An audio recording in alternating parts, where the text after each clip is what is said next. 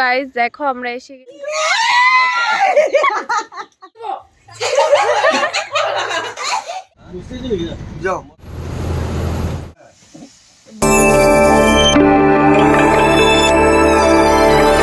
Everyone, তো আশা করছি তোমরা সকলেই খুব ভালো আছো, আমিও খুব ভালো আছি। আর তোমরা টাইটেল আর থাম্বনেল থেকে বুঝে গেছো ভিডিওটা। তো চলো বেশি দেরি না করে ভিডিওটা স্টার্ট করি। তো গাইস এখন কিন্তু বাজে রাত 2:24 আর এখন আমার বোন হচ্ছে রেডি আর আমি যাচ্ছি এখানে তেরে মেরে। আর কেন রেডি হচ্ছে আর কোথায় যাচ্ছি সেটা তোমাদেরকে অবশ্যই আমি জানাবো। তো ভিডিওটাকে লাস্ট অবধি দেখতে থাকো। গাইস যেহেতু আমি ভিডিও কন্টিনিউ করছি না, তো আমার বোনও ভিডিওটা কন্টিনিউ করবে। তো তোমরা কিন্তু ভিডিওটাকে একদম স্কিপ করবে না, ভালো মতন দেখবে। আর খুব ইন্টারেস্টিং হতে চলেছে ভিডিওটা। আর আমার এটাই লাস্ট, আমার মানে এই ব্লগে আমার ভয়েস ওভার দাও এটাই লাস্ট। এরপরের থেকে যত ভিডিও হবে সেগুলো সব আমার বোনই করবে আর ওরটাই ব্লগ তোমরা দেখতে পাবে। চলো ব্লগটা স্টার্ট করি। দেখো আমাদের বাস চলে এসেছে,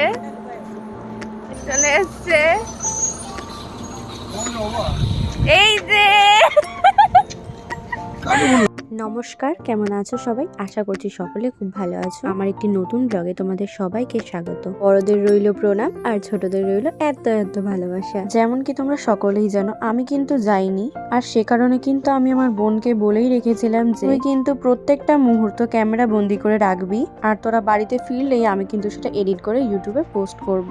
তো দিদি ভাইয়ের কথাটাও বোনকে রাখতেই হবে। আর তোমরা তো দেখলেই যে রাত্রি 3টের দিকে কিন্তু ওরা বাসে উঠেছিল, তারপরও কিন্তু আমার বোনও এক মুহূর্তের জন্য চোখের পলক ফেলেনি। ওই যে আমি বলে রেখেছি প্রত্যেকটা মুহূর্ত যেন ক্যামেরা বন্দি হয়, আর ও কিন্তু সেটাই করেছে। আর এই যে এখন যেই জায়গাটা তোমরা দেখতে পাচ্ছ এটা কিন্তু হয়তোবা অনেকেই চেনো আর অনেকেই চেনো না। তো সে যাই হোক, আমি না হয় বলে দিচ্ছি তোমাদের। এটা হচ্ছে রায়গঞ্জের বাস স্ট্যান্ড। যেহেতু মারা গঙ্গারামপুর যাচ্ছিল, তো ওদের বাসটা না চেঞ্জ করতে হয়েছিল, কিন্তু কেন চেঞ্জ করেছিল সেটা কিন্তু আমি জানি না। হয়তো এটা বালুরঘাটের বাস ছিল না, সেই কারণেই হয়তো ওদেরকে বাসটা চেঞ্জ করতে হয়েছিল। আর যদি আমাদের এখান থেকে ডিরেক্ট বালুরঘাটের বাসে ওঠা যায় তখন কিন্তু বাস চেঞ্জ করতে হয় না, একটা বাসেই যাওয়া যায়।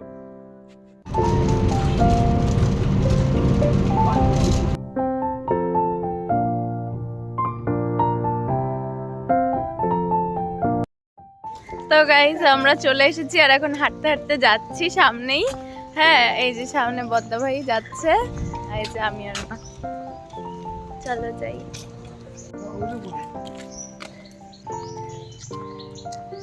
বাড়িতে কেউ আছে?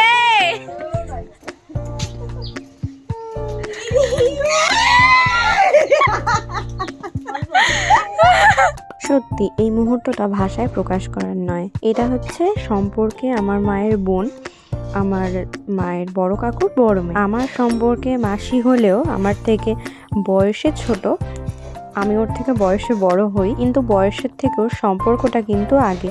সেই কারণে আমি ওকে সবসময় মাসি বলেই সম্বোধন করি। তো এই যে বলেছিলাম কি সুন্দর গ্রাম্য পরিবেশ, তো নিজের চোখেই দেখো। বাড়ি থেকে কিন্তু সরষার ক্ষেত, খুব ভালো লাগছে দেখতে। আফসোস শুধু এটাই রয়ে গেল যে ক্যামেরা বন্দি মুহূর্তগুলো আমি দেখতে পাচ্ছি বাড়িতে বসে। হয়তো এরপর আমিও যাব, কিন্তু তখন হয়তো এই দৃশ্যগুলো আমি আর পাবো না। আসলে সময়ের সাথে সাথে সবকিছুই পরিবর্তন হওয়া দরকার, সময় তো কারোর জন্য থেমে থাকে না।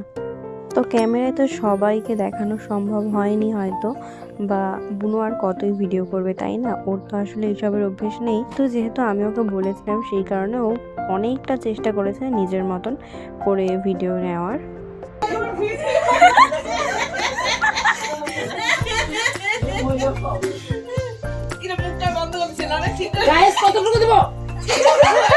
আমরা তেল পিঠে ছাড়ছি আজকে, আমাদের রাতে মেনু আলাদা, কিন্তু পিঠেটা এখন আমাদের খাওয়া হবে। মা ছট করলো না তো। এই যে হনুমানের মেয়ে ঠাকুমা,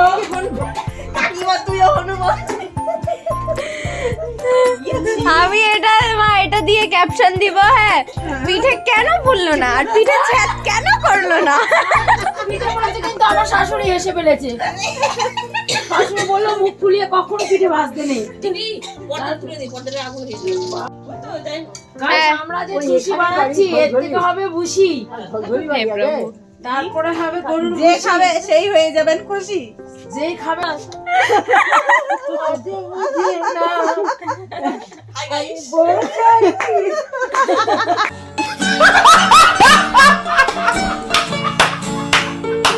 তো তোমরা যাকে নাচ করতে দেখলে সেটা আর কেউই না, সেটা হচ্ছে আমার ছোট বৌদি ভাই। ভীষণ ভালো আর খোলা মনের মানুষ। তো এই ভিডিওটা আমি এখানেই শেষ করছি, যেহেতু দুদিনের মোট ভিডিও ছিল, তো সে কারণে ভিডিওটা অনেক বড় হয়ে যাচ্ছে। এই ভিডিওটা এই অবধি থাকলো, আর সেকেন্ড পার্ট কিন্তু খুব তাড়াতাড়ি আসছে। সকলে খুব ভালো থেকো, আর আমার চ্যানেলটিকে সাবস্ক্রাইব করতে কিন্তু একদম ভুলো না। সো এভরিওয়ান, তোমাদের যদি এই ভিডিওটা ভালো লেগে থাকে তাহলে অবশ্যই like, comment, share and subscribe করে আমার পাশে থাকবে। আর বেল আইকনটিকে প্রেস করতে কিন্তু একদম ভুলবে না।